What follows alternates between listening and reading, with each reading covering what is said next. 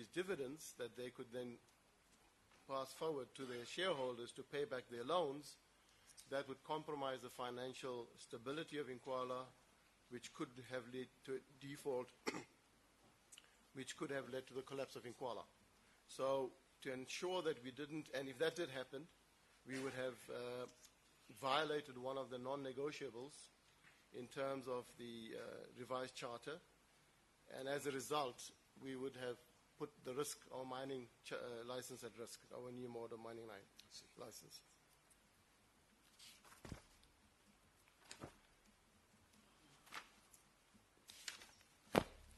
Now, I want to go back. We're still looking at that column by Dr. Forrest. Does she in that column distinguish between dividends paid to Inkwala and dividends to what I would call normal shareholders, or not?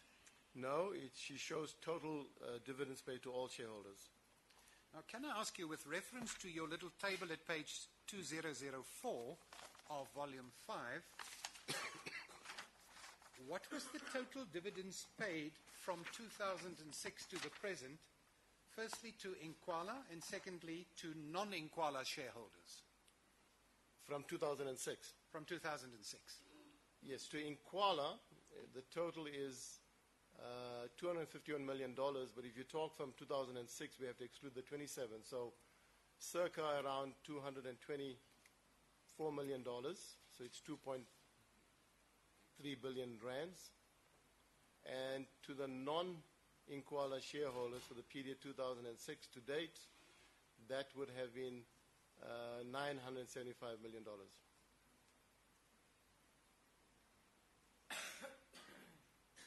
Could I just point out something else, yes, Mr. Chairman? In Ms. Forrest's report, she talks of post-crisis. And if you look at what the Lonmin shareholders, besides Inkwala, because we know we had to pay them dividends to pay their loans, the non-Inkwala shareholders received a sum total of about $61 million, 610 million rands post-crisis. And what did they put into the company during that period? $1.544 billion, so close to 15.5 billion rands. That's billion, just to make it clear. Yeah.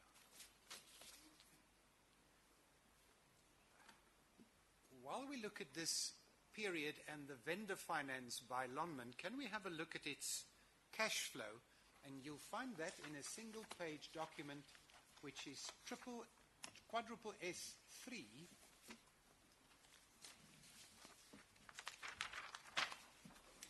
Chair, these documents will be delivered to you and your fellow commissioners in a hard copy by tomorrow morning. Mr. Sidat, you may perhaps just explain to us what you seek to illustrate in the form of cash flow for operations, EBITDA, yes, on this schedule. Chairman, what I try to show here is I've taken out loans. I'm sorry, Mr. I'm sorry to interrupt. Is it possible for the size of this document to be increased so it's easier to read? It can't be done. If it can't be done, obviously it can't, but if it can, I'd be grateful. Then Mr. Berger can ask the question again and we'll get the answer. That's a bit better, yes, thank you. Sir, may I do it better and ask my colleague to hand up three A3 size documents to you, and it may be easier to follow. Peter, please. Thank you. Thank you. I'm sorry I don't have it for my other colleagues, but this was really prepared last night.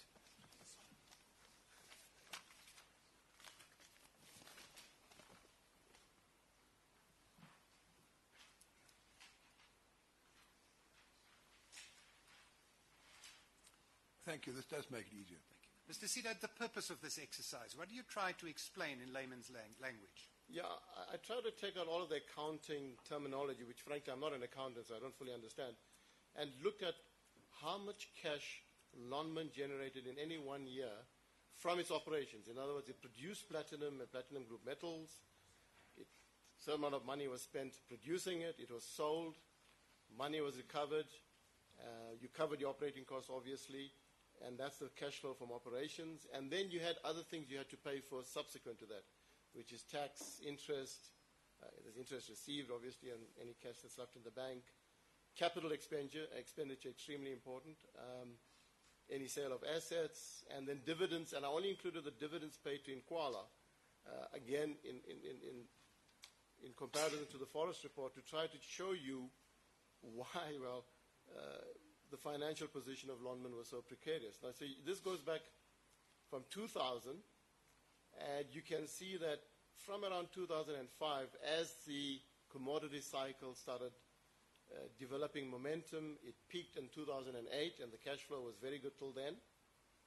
But subsequent to 2008, after the crash, if you look at 2009, 2010, 2011, 2012, and 2013, there's really 1 year post 2008 where the operations generated a positive cash flow of $210 million.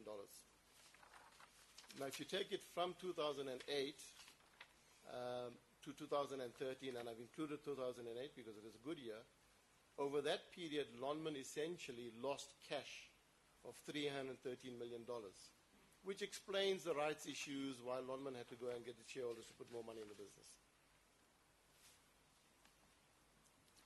We consider the Lonmin share price since 2008. Give us a thumbnail sketch of the highs and the lows of that price. Yeah, if you go back 10 years, the Lonmin share price in rand terms peaked at around 612 rands a share, and it went to a low, as low as 35 rand 93.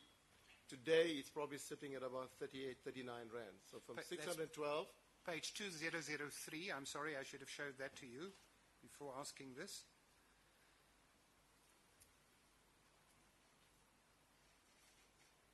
Yes, I interrupted you, I'm sorry. Sorry, yeah. I must point out that between 2000 and to date, because of the rights issues, the number of shares in circulation did double. So where you originally had about 300 million shares in circulation, you now have about 600 million shares in circulation. So if you factor that in, and you take the 612 rands 26 peak and divide that by half, because there's twice the amount of shares in circulation, you would then be comparing around 300 rands a share at its peak to around 38 rands today. So it's worth circa around 10% of the value it was at its peak. So from a shareholder perspective, it hasn't been a good investment. If I had invested in Lonmin's 10 years ago, what would be my loss today? Just on the share price alone, you would have lost around 70% of the value.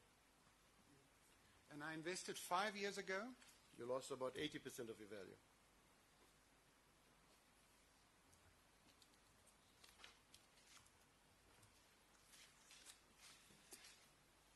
Now, is the available cash of any importance to a platinum mine from the perspective of continuous development, opening up new shafts, and cost pressures? Absolutely important. I think for someone who has not been in the mining industry, one's reference point is a manufacturing industry. You spend lots of money, you put up a factory, and you operate that factory for decades. In the mining industry, it's very different, and Mark Monroe, he used to be the head of mining in Lonmin, put it very well. Every few years, you have to rebuild your factory. And let me explain that. You have a shaft that you establish. From that shaft, you mine the ore. But you can only reach so far from that shaft underground before that shaft has operated beyond its capability. You then have to put up a new shaft. And at Lonmin, I'd like to use the example of K4 shaft. It's been mentioned where there were some incidents there. K4 shaft is a shaft that has been in development, I think, since around 2000, certainly long before I got there. My guess is Lonmin has probably invested to date around 9 billion rands in K4 shaft. And currently from K4 shaft, we are getting zero return, no ore. Why? Because K4 shaft needs a little more development. My guess is it's around 80% complete. It still needs a 20% to be completed on the shaft, which is the ore reserve development, and there's some work to be done on the ore passes, before you can start mining from that shaft. So there is circa 9 billion rands of capital sitting there, cannot be used, and we can't finish the shaft because we don't have enough cash available to finish the shaft. And it may not sound politically correct to say this, but if I have a choice between putting money in housing or hostel conversion, I would say rather put that in finishing the shaft, because if you finish the shaft, K4 has a potential of employing a further 10,000 people, generating lots of cash, which then puts you in a position to do the kind of good things like converting hostels and building houses. So this is a quandary we've been facing since the crisis started in 2008, is how best to use the cash we have. Having said that, one of the areas where we've tried not to compromise is in the hostel conversions. There was 1 year, if I recall correctly, around 2009, when we were really, really cash constrained, where we spent a lot less on the conversion of the hostels. But if you look at the remaining years, we've been spending on average around 70 to 80 million rands on converting the hostels, which will be finished by the end of this calendar year.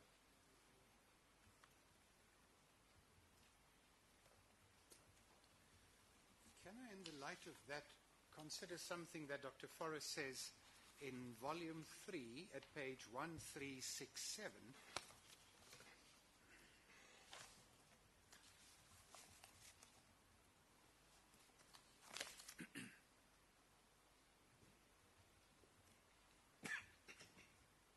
I read to you from the second last unnumbered paragraph, about What number is this? 1367? 1367 in volume 3. Where on the page? It's type page 57. I know, but where on the page?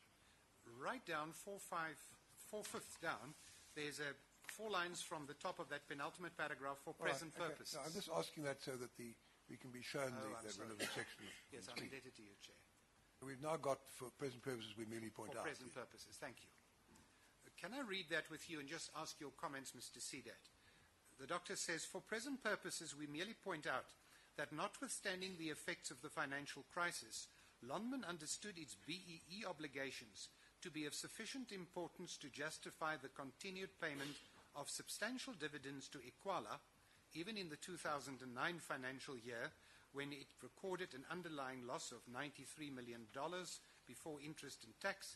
It plainly did not view its housing obligations to its employees in a similar light. Yeah, I guess the old saying, tell me how you measure me and I'll tell you how I will behave. If the charter makes it clear that one of the non-negotiables is you have to maintain your BEE 26% shareholding.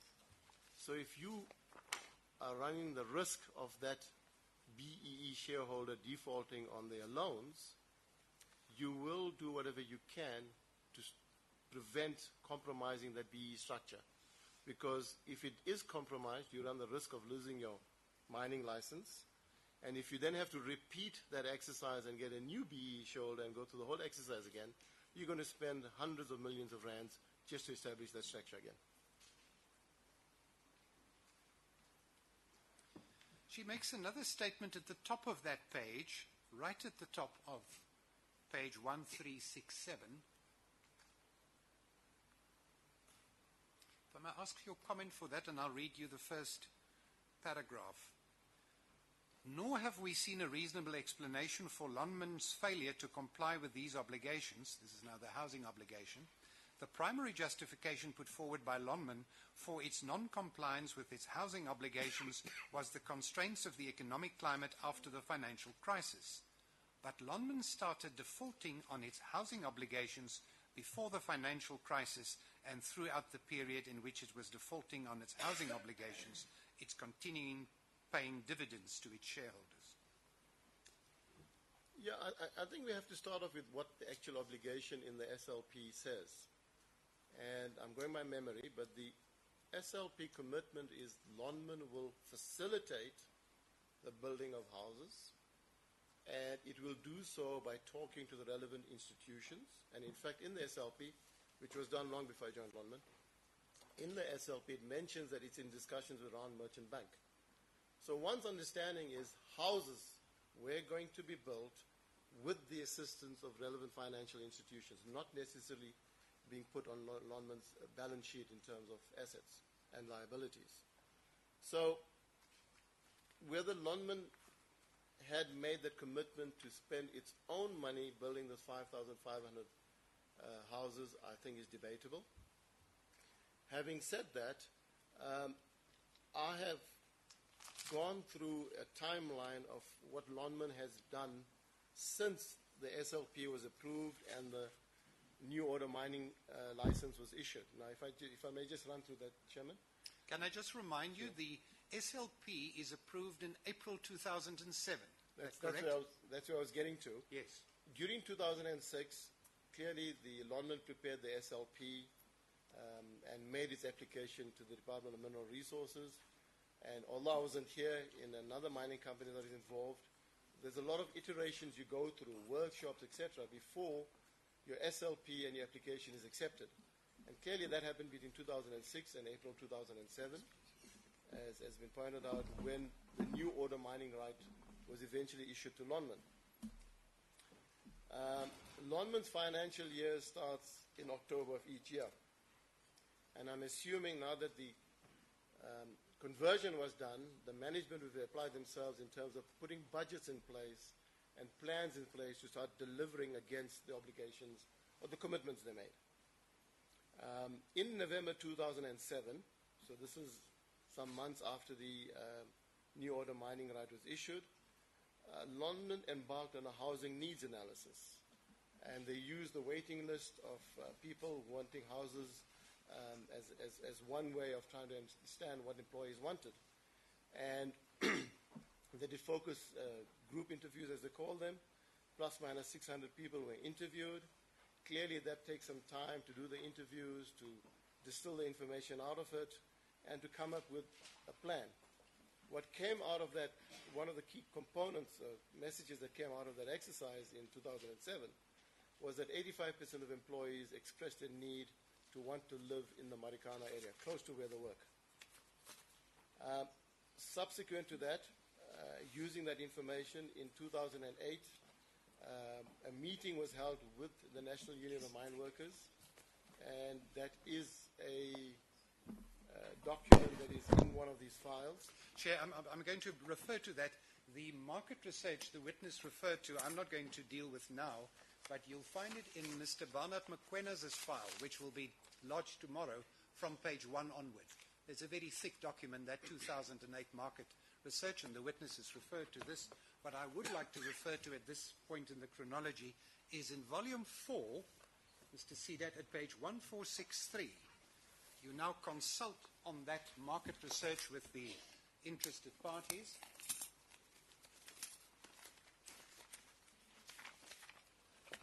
And that's a minute of a Central Housing Forum meeting held on the 27th of August 2008. That's right. That meeting, primarily I think NUM were represented there because that's the category of people that this housing initiative was aimed at. A presentation was done to them, which I think is just later on in the same pack. We don't have the right page on the screen. That's page 1463 of volume 4 of quadruple S2. 1463. That's the document.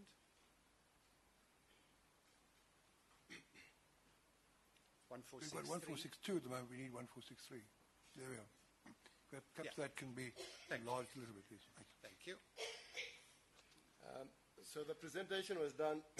The minutes describe some of the discussions that took place. The unions had made some suggestions about options, providing a front and a back door as an example, and other things. There was a concern about electricity being available because Eskom was fairly if you recall, in 2008, they had their power crisis. And Eskom had told Lonman that the earliest they would provide electricity would be around 2010. So they looked at gas as an option and found that to be too expensive. I don't want to go through all the details. If you will go to page 1463, you'll see there's a debate about 3 types of houses. Yes. Just the next page. Yes, and there was a debate about these houses. There were debates about the options. It was then agreed that they would build 3 show houses so that employees would have an opportunity to look at these show houses and express their choice of what they wanted. There's a second presentation in here, just after the one that I referred to. 1484, that's in September. which is an update on the presentation that was done to the unions, which incorporated their suggestions. So by Sorry, I'm interrupting you again. 1488, we see now a 3D model of one of the houses, one of the show houses. 1488. I'm seeing it upside down.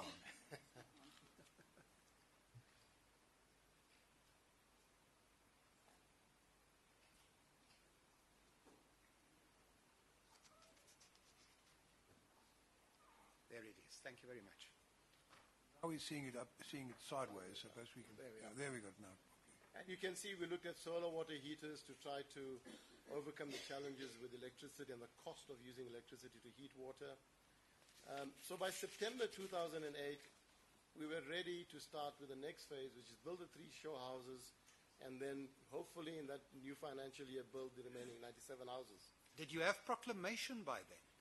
We had proclamation, sufficient land proclaimed for the 100 houses, but definitely not to extend this to the full commitments that were made in the SLP. We then started with the building of these show houses, but sorry, I must just say something that this was done in September 2008. October 2008 is when the financial crisis hit us. As I mentioned previously, the price of platinum dropped from just over $2,000 a fine ounce to around $800 a fine ounce. Clearly, Lonmin had to contemplate the implications of that in terms of its cash position, in terms of the loans it has with the banks, the covenants it attached to those loans. So we went into that, what we call the R&R exercise, the reorganize and restructure exercise. And ultimately, we followed all due processes. We involved the DMR. We kept them informed. Ultimately, by around June 2009, we had retrenched, if I recall correctly, around 3,000 people. Can we go to volume 4, page 1556?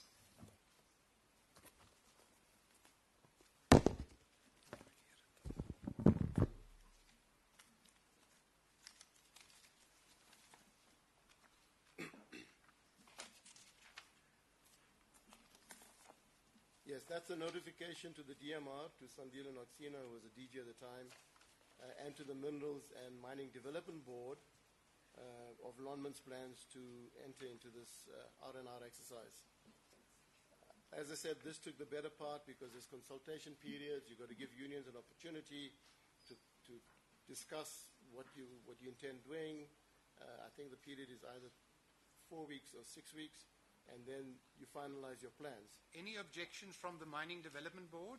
No. In fact, what we were told by the DG is because we started with retrenching executive directors first, then EXCO members like myself, and then senior management, and then at the last we went down to, by the way, we started the shareholders by not giving them any dividends in 2009. They were happy with the process we followed because we started with the relatively most advantaged before we went down to the relatively least advantaged. Were you at that same time also obliged to do another rights issue? Yes, we were, because as we went through this exercise in 2009, we realized that our cash position was looking very precarious, and if memory serves me correctly, I think we raised $417 million, so that's in today's money terms around 4 billion rands. So the 2009 financial year, which is from October 2008 to September 2009, our minds were totally preoccupied with making Lonmin survive. No time to really think about anything else. And in fact, as I indicated, the retrenchments we embarked on were across the board. So even a lot of people who left the organization left with some capability that we would have used for things like housing. In spite of that, we did build the 3 show homes. We carried on with the exercise. That cost, if I recall correctly, around 600,000 rands. And that gives you an indication that the cost of these houses by 2009 had increased from the estimate of 114,000 rands a house, which was in the SLP and which is quoted in the forest report, to over 220,000 rands per house by 2009. And it was in line with the inflation we saw in the building industry. So we built the houses. We had employees come through the houses. And that is when we picked up comments that employees really don't want houses. They want to rent units, preferably single units. 85%, we then undertook a survey to get our data right. And Mr. Mokoena is going to tell the Commission tomorrow of an August survey, which is done August 2010, in order to re-evaluate the needs of the workers. And what comes out of that survey? Just briefly, Mr. Sidat. Yes, that was I was referring to is what we call an integrated human settlement strategy, which is taking into account government's objectives in terms of housing, taking into account what we heard from the employees, and looking at how we could then go forward with facilitating the building of these houses. So that integrated human settlement strategy was produced, if memory serves me correctly, around November 2010, and then it was approved by the EXCO in that month, and then it went to the next phase. Well, just pause there. That document we find in volume 5 at page 1742 and following. 1742, volume 5. Lonman Human Settlement Strategy, October 2010. I'd like to read with you a few of the findings here, please.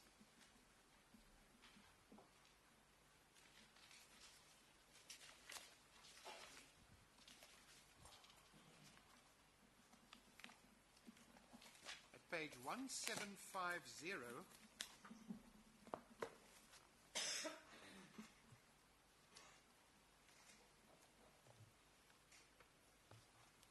see towards the end of that page, there's a phase 1 envisaged.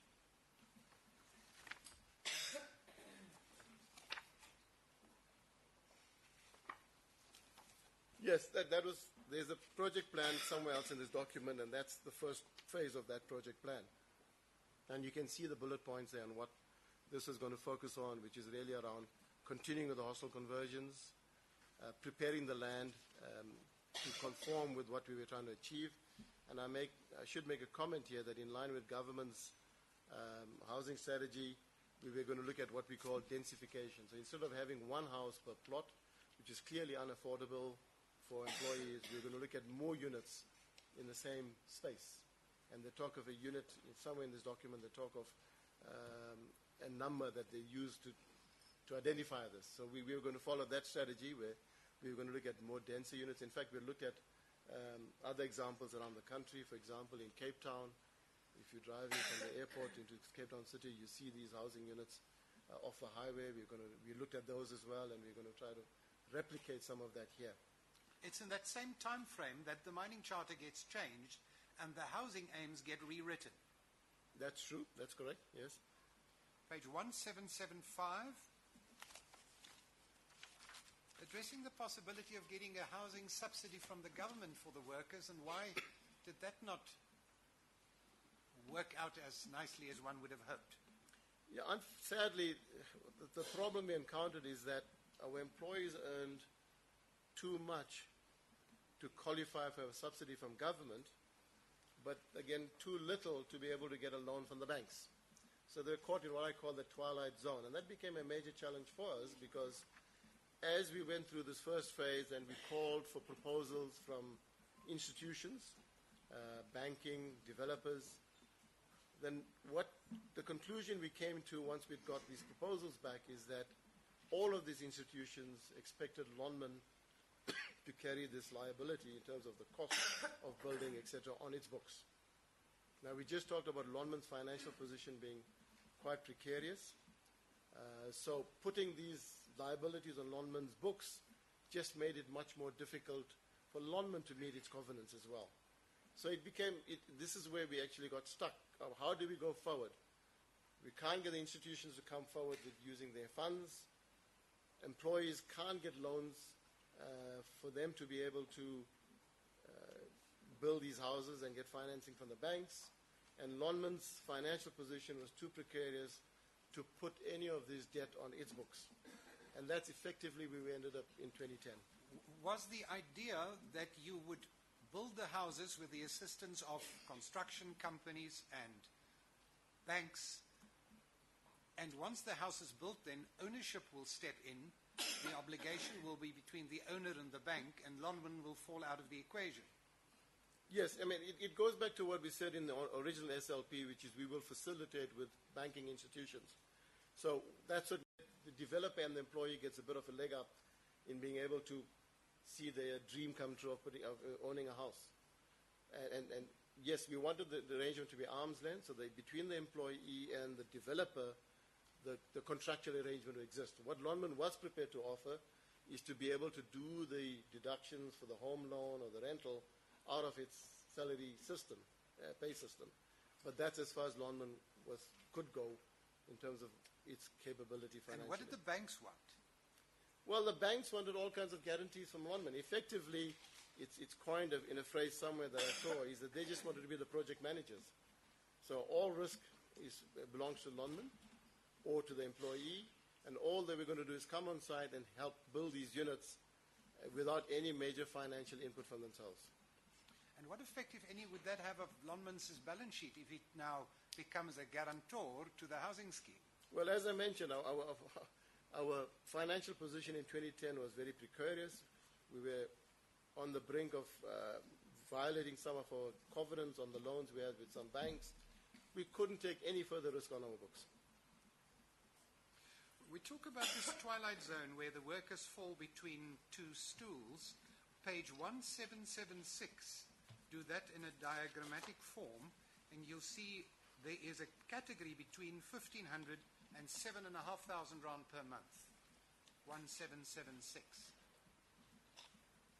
It's on the page. Is this the just rental over housing the middle. ladder? Part of the rental housing ladder. It's coming up now. In that, the third window from the top, social, Lonman, 84% of category 3 to 9, earn 4,336 per month. And then there's a narrative to the right.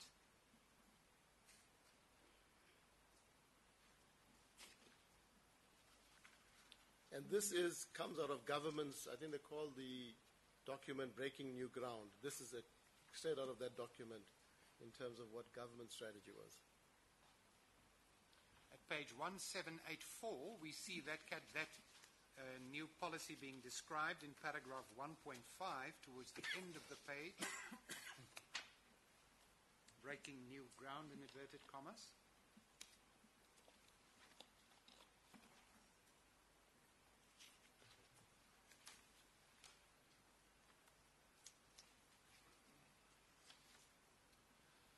And whereas the earlier idea was that one would have separate houses, the three show houses, at page 1787, we're now told about the advantages of higher densities. 1787 at the top.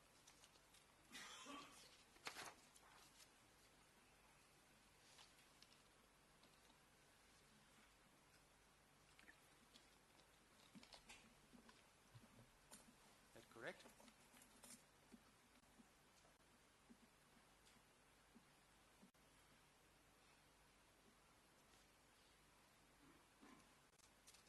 That's right.